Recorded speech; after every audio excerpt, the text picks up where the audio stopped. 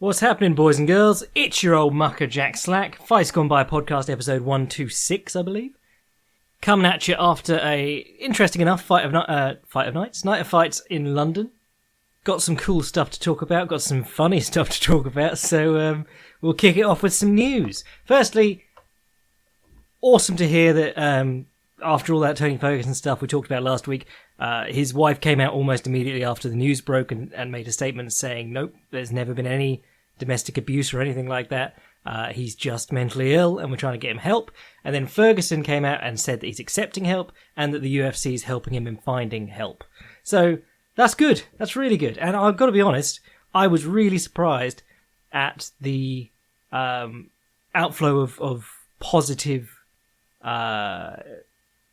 energy. No, just people being nice, which was really nice. Because, you know, especially if you're a prospective McGregor opponent, people are going to be, you know, there are absolute scum all over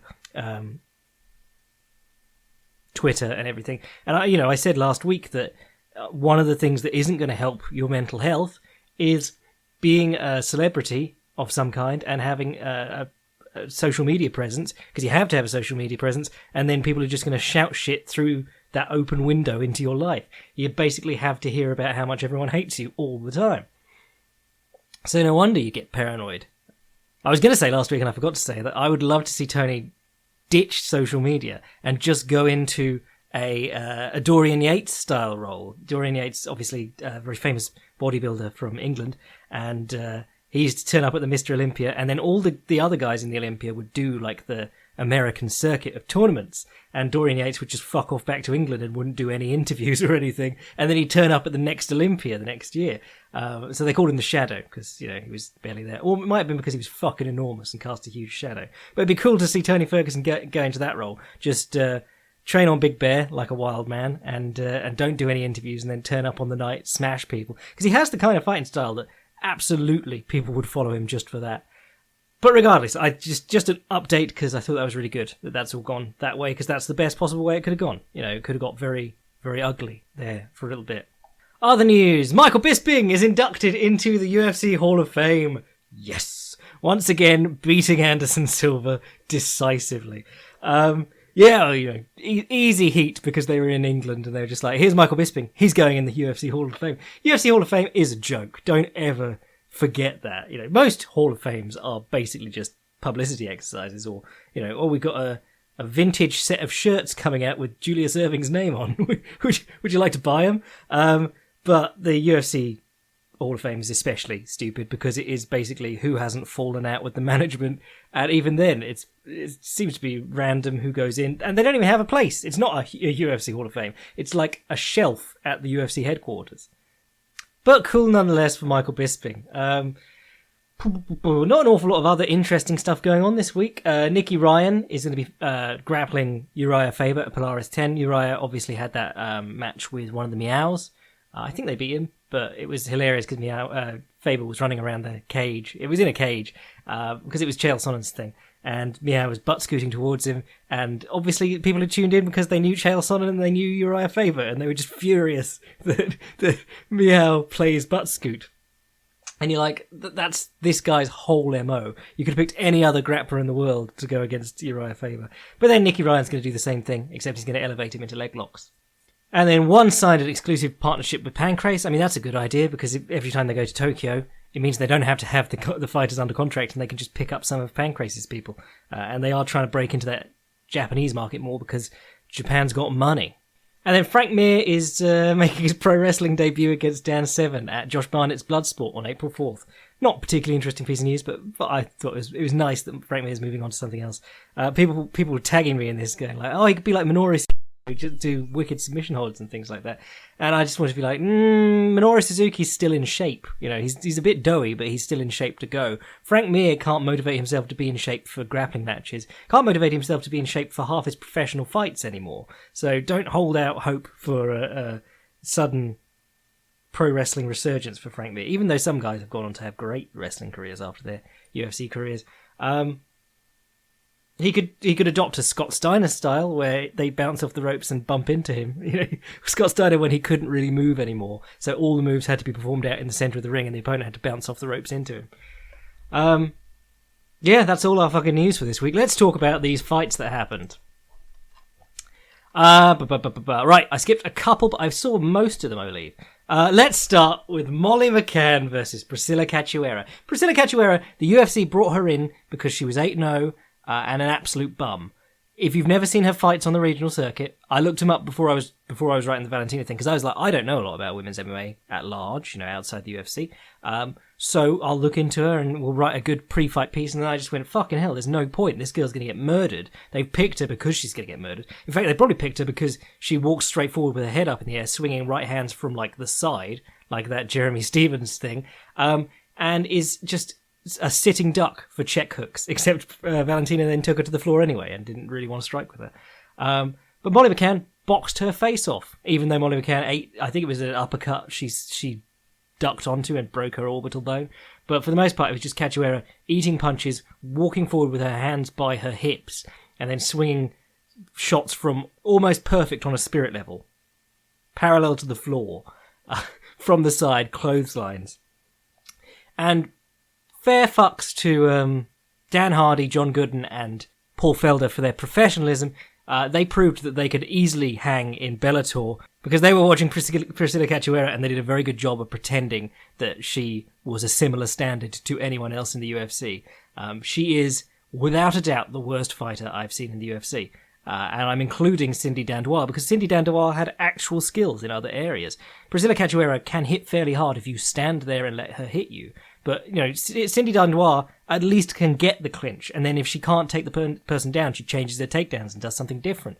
Priscilla Katchuora has no plan. Her plan is to walk forward and swing right hands. And she sucks at that too. And then they were saying during the broadcast that she's Jessica Andrade's sparring partner and training partner and everything. And my first reaction was like, Jesus Christ, Jessica, fire everyone around you and move to an actual gym. But then I remembered Kirill was Fedor's sparring partner. And for some people, sparring partner is basically heavy bag. So I imagine that's what she does for Jessica Andrade. Hilarious moment when the doctor stops to check the facial lacerations and the swelling on Molly McCann. Priscilla Katchuora offers a glove touch as they come back in and then grabs her head and tries to knee her. And the referee stopped her and tried to warn her about something, even though, that's totally legal.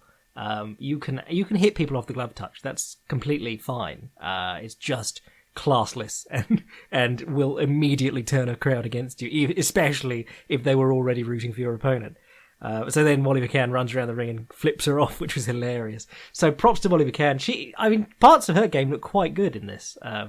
So yeah, that's quite nice. But this is the worst fighter in the UFC ever, Priscilla Katchuora. No exaggeration. Danny Ige versus Danny Henry. Not an awful lot to tell you about this one, but Danny Henry, I was firstly going, Jesus, this guy's fucking enormous for a featherweight, 6 feet tall. But Ige had covered that ground quickly, came in, got in fake level change into a left hook, I believe, and then got him down, got on his back, started looking for the choke before he got the hooks in, got the choke under the chin, threw the other hook in while he was choking him, which was great. I skipped Safarov versus Negumereanu, but I did watch Jacasey versus Duffy because I was pretty super hype about this fight. I said this one got a good chance of being a top level banger. Wasn't an all-out banger, but it was a good, fun, technical scrap for me. And it was that sort of thing we talked about in the pre-fight. Jacasey has been undone by dudes getting in his face or staying back and letting him throw air. And Joe Duffy didn't really do either. He sort of stayed in the middle and Jacasey was allowed to hit him. And it really helped that Jacasey got to that low kick early. I thought Duffy was doing an alright job dealing with it early, actually. Because he wasn't just checking, which is what so many dudes do, and that doesn't work against the low kick, because you pick your leg up and it's all, your knee goes up, but your shin is still there. And if they were trying to kick your shin anyway, all that's going to happen is that your ankle and leg are going to flap around while they kick it, while it's hanging in the air. But Duffy was actually pulling his leg back while he's doing it. Very important to withdraw from those kicks. Let them kick past you, and then what I really like is withdraw the lead leg and throw a high kick with the lead leg at the same time. Because if they miss and they've swung hard and they throw themselves off balance, you've got a good chance of at least scaring them into not doing it again. But yeah, Duffy was getting caught by them eventually, and even when he got his leg up, and Jacasey caught it, he managed to knock him off his feet just by dragging it through the kick. So it's such a powerful, useful weapon. And hard to score good takedown, harder to score good takedowns off because it doesn't ride up into the hip crease if you bend into, if you turn your quad towards a kick on the thigh, you can bend your knee into it and the kick will ride up your thigh towards your hip and you can just grab it and plow through people. It doesn't happen if you're kicking low on the leg. So Duffy did time a couple of takedowns early on, but you have to really time them. You've got to you're taking advantage of the fact that the opponent's on one leg rather than the leg just being straight, the foot being up in your hip ready for you to take them down. But the thing is, especially with low kicks, and they are so useful. They're so useful against wrestlers because you can take away their mobility and their ability to shoot, and it's very hard to take people down off them compared to the regular low kick. But they're good against boxers because any sort of low kick on the lead leg is good against boxers because boxing is not, we all go, oh, it's about the hands. But no, it's about mobility. That is what makes good boxing. If you can't get in on that lead leg, if you can't move comfortably and put your weight onto it, you're not going to be able to box effectively. And Duffy, between the last kick and him starting to limp, there was a moment and then he must have trodden on it and gone, oh, actually, because there was a good 10 seconds where he was sort of hobbling around the ring going, ooh, and then changed stance. And his work from southpaw wasn't nearly as good, which is what you'd expect from someone who spent a good time boxing, because it will teach you to stay in one stance.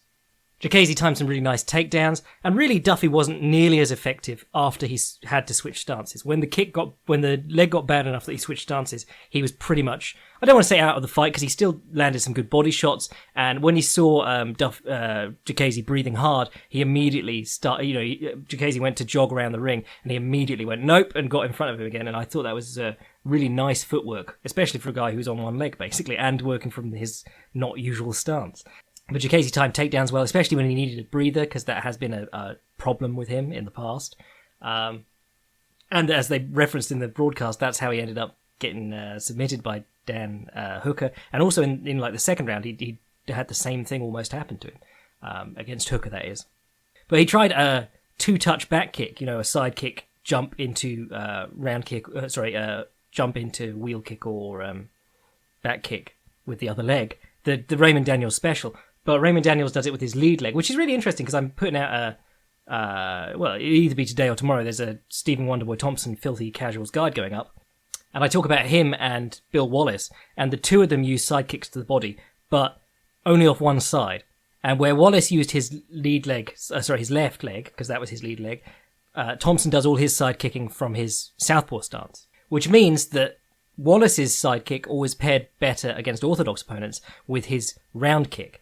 The hook kick had to go over the shoulder and towards the closed side. The round kick was going into the open side. But for Thompson, the hook kick goes into the open side and the round kick goes into the closed side towards the shoulder.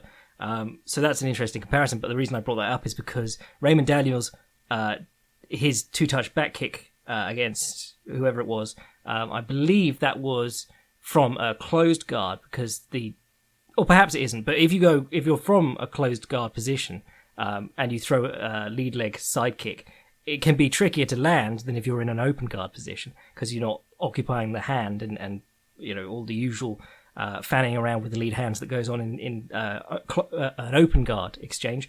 But the kick that you throw with the back kick is coming around into the open side, which was a 2-minute ramble there about something interesting that I noticed that probably doesn't interest anyone else. But the interesting thing about this one that Jacasey did was that he stepped across himself. He threw with the back leg the side kick and then jumped through, which was awesome. Didn't come close to landing, but was awesome. So he gets the decision win, and props to him. I thought he looked really good here. I skipped Arnold Allen versus Jordan Rinaldi. Jack Marshman versus John Phillips. Jack Marshman went AWOL for this fight, literally braver than the troops. This was shit. Also, both of these lads, what were they fighting at? Middleweight. Well, they cut weight to make middleweight, but they didn't need to. They could just cut cake. These two were bulging over their shorts. It's just a shit fight. Phillips knocks him down in the opening moments and goes, nah, get up, mate, come on, and does a bit of showboating, and then proceeds to do nothing for the rest of the fight. So, yeah, pretty shit. And both of them, before they got in the cage, I was like, whoa, these guys have been sparring hard, because they both had bruises all over their faces. They looked dreadful. It could have been an off night for them. I mean, Jack Marshman had a really rough weight cut because he has disappeared from the army or whatever it was that's happened. I'm not going to say AWOL because I don't know what the actual case is, but there was some drama leading up to the fight. But yeah, the Battle of Wales fucking sucked. Claudio Silva versus Danny Roberts. This was a weird one because I thought Danny Roberts was being set up with a win here, or at least a good chance of a win, because Claudio Silva is garbage on the feet. And Danny Roberts is pretty good. Every time I see Danny Roberts on the feet, I think, okay, well, maybe I underestimate Mike Perry consistently, because Mike Perry had him running. And did he TKO him? I can't remember, but Danny Roberts was landing good counters on Mike Perry. Mike Perry was just walking through him. But yeah, Danny Roberts looked as lost on the floor as Claudio Silva did on the feet. It was an exciting enough fight, but when Danny Roberts got taken down into, I think he had like one butterfly hook in, so like a broken butterfly guard, but he had double underhooks, so he should have been in position to separate his hips from Silva's and either sneak in the other butterfly hook. Think Yoel Romero versus Robert Whittaker. When Romero finally got his takedown, I think this was the first fight, Whittaker goes double underhooks from closed guard, pulls Yoel Romero down on top of him so that Yoel Romero is not sitting on his feet, and then Whittaker's feet go in, make grapevines, stretch Romero's legs out, and immediately Whittaker frees one foot, swims it in for butterfly guard on that side, and then moves his body out, gets butterfly guard on the other side, and then stands up. And then he doesn't. I don't think he was able to take Romero down, but he was from on his back to up on his feet in an instant. Whereas Roberts here was one butterfly hook in and double underhooks with Silva's elbows jacked up, and he didn't really do anything with it. He just waited and held, maybe expecting the referee to stop them, but Silva tripoded up and finally did sort of get past. When he got on top of Roberts got up onto an elbow, and he immediately... Every grappler in the world now is doing the Khabib. I do it. Everyone I train with does it. Especially, which kind of sucks if you are from the Marcelo Garcia school of get up on an elbow and make space and drag your hips back as opposed to just shrimping. But anytime someone gets up on an elbow, both hands immediately shoot around the person, catch the wrist, pull it in, and then you fold them down on top of that arm. It's the Khabib special. You'll see everyone doing it now. And it happened about 8 times on this card, and most of them were in this fight. Claudio Silva did it to Danny Roberts. Some weird reffing, talking about toes in the fence, which if you're going to bridge off the fence and go up and over, hard not to grab the fence with your toes. I think toe fence grabbing is really something we shouldn't be bothering to call unless you're holding it like McGregor was, or if you somehow drag yourself towards if you pull your hips towards the fence with your feet, then maybe. Because you would have to grip the fence. If you're walking on the fence, up and over, I don't know if you should call it, but then Kevin Satake disgraced himself with the quote unquote submission at the end. Roberts was scrambling out of an armbar. Satake thought he heard him scream or something. Just as Roberts rolled and had his arm bent safe in the right direction, ready to continue fighting, the armbar was off by the time that Satake called the fight. So that didn't go down well. But Silva had been pretty much in control, except for the few moments on the feet where he was just dreadful, head straight up in the air, getting cracked with counters. Nathaniel Wood versus Quiñonez? Quiñonez, yeah, Don Quiñonez. Quiñonez might be dyspraxic, it was my first thought, because he kept tripping over himself. I don't know if you noticed this, but out in the open, he'd step up and do a kick and slip over. And it happened several times, which was very strange. Could have been nerves, I suppose. Especially if you're 7-2 and you're brought in to fight the 16-3 hot prospect. You're probably being set up to lose. But it was a good little fight full of scrambles and stuff.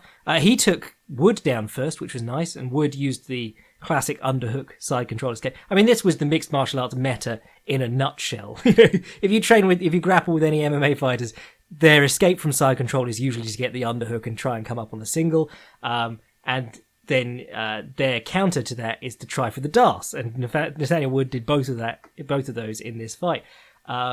He did come up on the underhook from the bottom of side control, and he managed to catch the leg, and he managed to hit a really nice Lucas not Lepre, Lucas Lech sweep. Lucas Lech is, I don't know, is he middleweight, middle heavyweight? I forget what the weight classes are in jiu-jitsu, but he's a normal-sized dude.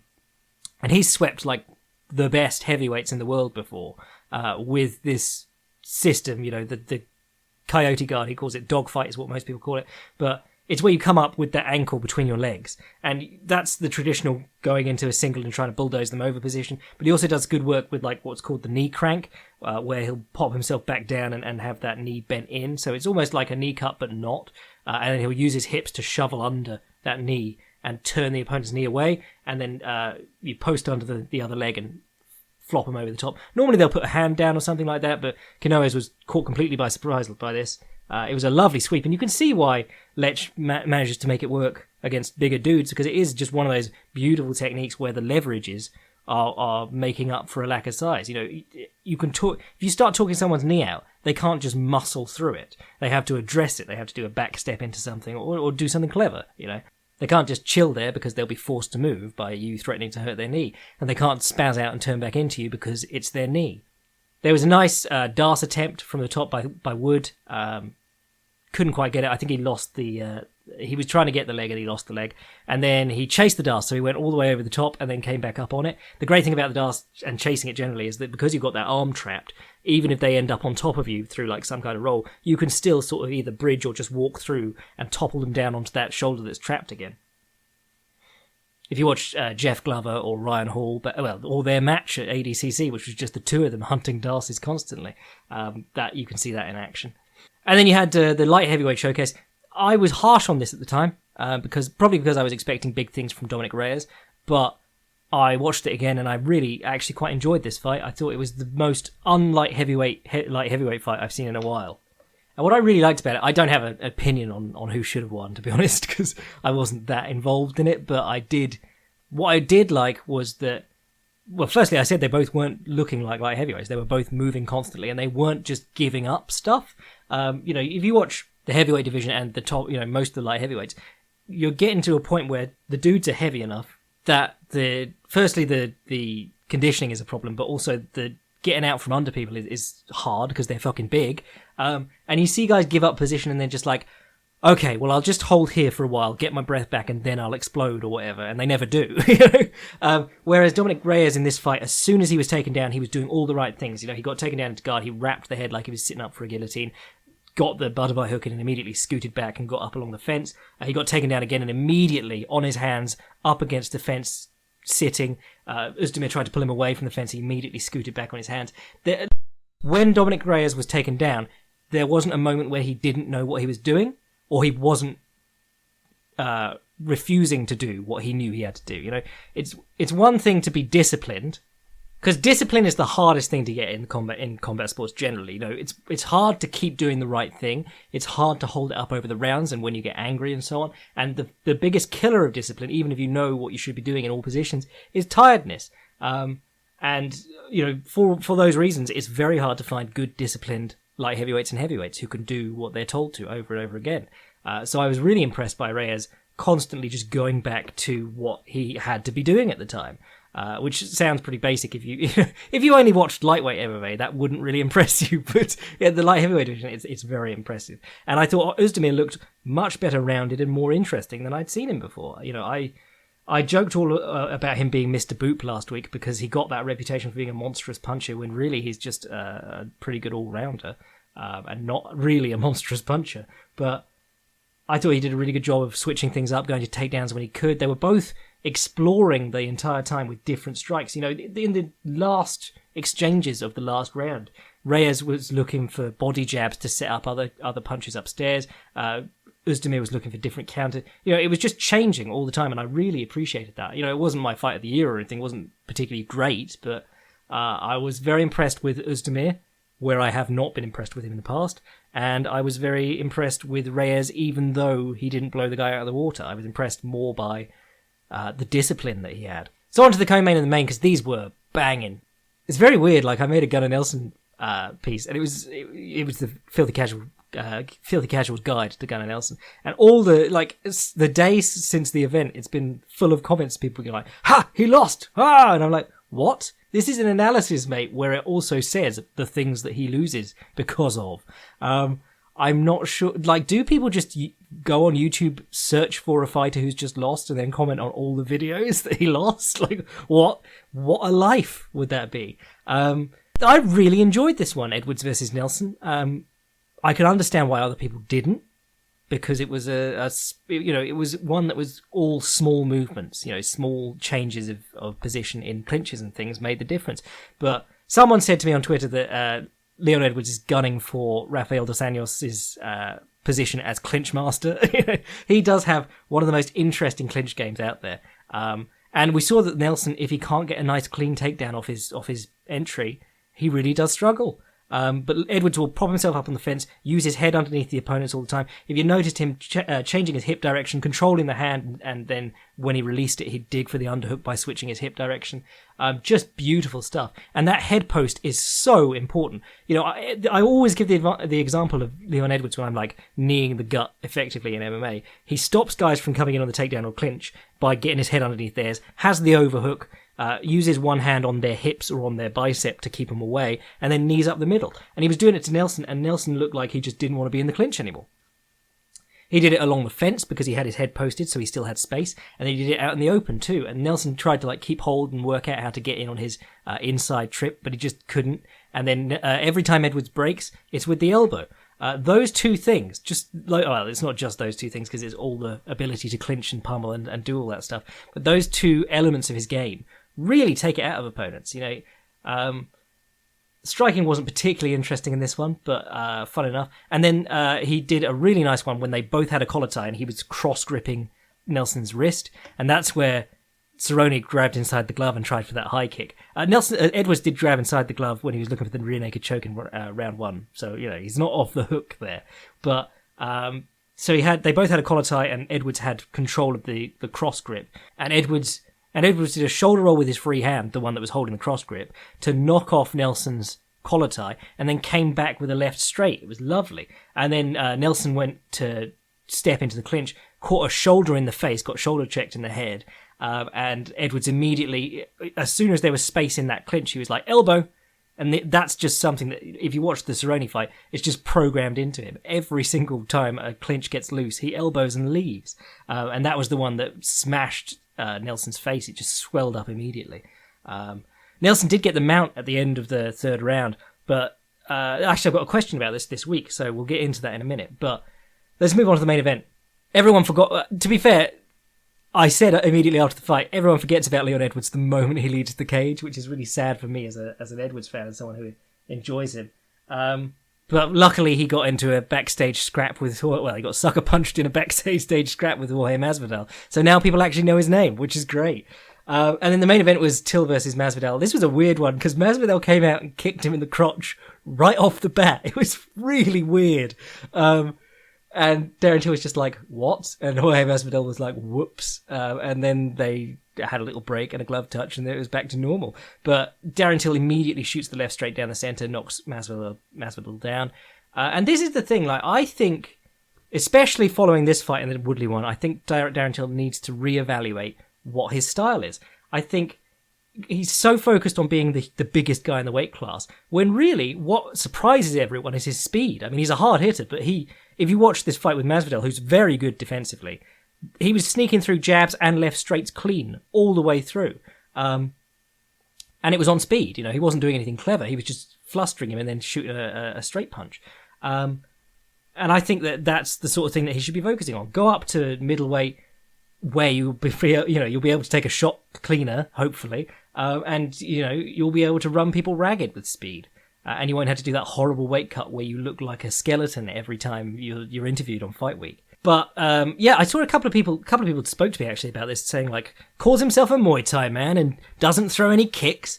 And I think that the reason is that Till did throw kicks, and if you throw round kicks against Jorge Masvidal, he is the best in MMA, I would say at the moment, at parrying across the body and returning with strikes. He did it with a left hook to Donald Cerrone and knocked him down. Did it several times to Donald Cerrone. Here he was trying to do it with a low kick coming back.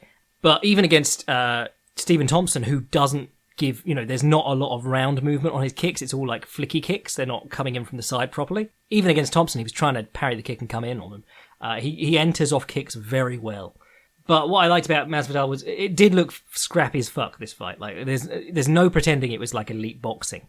But what Masvidal was trying to do was trying to get Till while Till was leaning back. Because Till will throw the left hand down the centre and then immediately lean back. Because he kind of likes to stay in range if he wants to throw another left hand. But he doesn't really work in longer combinations. And for that reason, you'll see him get caught on the face and chin and neck quite a lot. Like, just odd moments in fights that he's otherwise winning. So Masvidal had to, throw behind Till almost. And he did that a couple of times effectively. He was like stepping and double shifting with his punches. And it did look ugly as fuck. He was swinging with his all the way bent over. It wasn't the sort of like best boxing in MMA that sometimes people tout Masvidal having. But the one that caught him and finished it was he was starting to use that stompy kick that he likes, and he had to change stances twice to like show that he was going to do it. And then he stomped on Till's lead leg, or tried to. I can't remember if it landed, but then he picked up his leg as if to stomp, did the switch step, the Tyron Woodley spaz, as I like to call it, where you do the switch step and then you step through again. So it's like a switch step into a shift, and it's a good way to make distance while staying on the stance that you were originally. If you start in a left stance and you do the little switch step and then you step through, you've done a bit more distance, but you're still on the stance that you normally. But he did it southpaw, which he doesn't normally fly out of. So that was really interesting. And just caught Till with his head way up in the air. Because there were some bad moments in this fight where Till was just reaching for punches with the head up in the air. There were a couple of moments where he'd get his chin down and put his guard up and duck in on Masvidal, and that's good. But he still does pull back way too much. And, the traditional boxing way to deal with that would be to double jab in so that you're on top of the opponent before, while they're leaning back and before you've thrown your right hand. But shifting through works just as well, especially in MMA. So that was pretty cool. Masvidal's biggest win to date, definitely. I mean, he lost to Stephen Thompson and Maia before this, so people being like, he should fight Oezdemir next, maybe settle down. But easily his biggest win at welterweight. Not a good look for Darren Till to have the Woodley fight go as badly as it did, and then this one. A man with some obvious flaws, though that win over Thompson, regardless of how unimpressive it was, still fairly impressive on paper. So I think we're setting up Masvidal versus Edwards here. They flew Askren out, so he's probably taken whoever he wants from this one, but Masvidal would be interesting, because Masvidal has very, very successful takedown defense, and he's been working with Covington his entire career, obviously. They're best friends, and it's kind of awkward because, Masvidal's all like, I hate trash talk, while also trash talking, and being best friends with Colby Covington. But he's always been very good at stopping a takedown. In fact, I think that's the thing about Masvidal. He's always been technically very, very good. He doesn't always change up his style to his opponent very well. If you were making, I wouldn't say he's the best textbook fighter, but if you were doing like bread and butter textbook fighting, he's got a lot of his game is good as an example. Maybe you wouldn't stand as high and get on one leg as much. He's always in a very high stance and picking up the lead leg, which is not really what you want to do unless you have amazing takedown defense, which he does. So, but it'd be very interesting to see what Askren could do staying on top of him, because Masvidal does stay in shape. He's got good cardio, and it would be interesting to see if he could fight off takedowns long enough and force Askren into longer and longer periods on the feet. But then Leon Edwards versus Askren would be interesting too, because Askren doesn't do a whole lot of cage wrestling, where Edwards got stuck against Usman. But Edwards will hop to the fence to use the fence to wrestle and counter wrestle and get off. So that'd be interesting too. However, Edwards' problem, I've always felt like, is going to the ground when he doesn't need to. He did it with Nelson in the first round. I mean, he did win the first round, but like when I was watching against, was it Peter Sabota? On the ground, they were going even, and you were like, you don't have to be here, Leon Edwards. You control the doorway to the ground. You control the clinch, so why are you going to the ground? But those elbows, I want to see someone exiting with elbows on Askren. And also, Robbie Lawler, no matter where you stand on how that fight went, Robbie Lawler was beating Askren up, and he was beating his body up nicely with knees from that head post. Get your head underneath the opponents, throw your hips back, you've got room to knee with some venom, and they have nothing to cover their body. You can try, your answer is to tough through it, and that isn't really an answer to anything. It's like the body jab, except it's much stiffer than a body jab. You have to respect it. Anyway, let's do a couple of questions before we get out of here until probably Thursday. I'm going to try and move up the pre-fight podcast because Friday's a little bit late. people miss it. Hey Jack, I was discussing Weidman on Reddit and saying that after being brutally finished in 3 of his last 5, he would do well to step down his level of competition for his next fight or two. When someone asked me who, I realised if the Chris fights a lot of the top 10, his inability to stick to his strengths and penchant for wheel kicks will probably put him at high risk of another brutal knockout. Then I said maybe he should consider Bellator sooner than later, as he would have had a good chance in the heavyweight tournament. So my question is this: who is the smallest guy you could see having a chance at winning the Bellator heavyweight tournament? P.S. I don't think that Chris is washed, just coming up against the cream of the crop and coming up short. Also, would really love the shit out of it if you did a Patreon poddy on Mickey Ward. Oh, interesting. Of course, including all the info on the Gatti Ward trilogy and Friendship. Ward is one of my favourite boxers.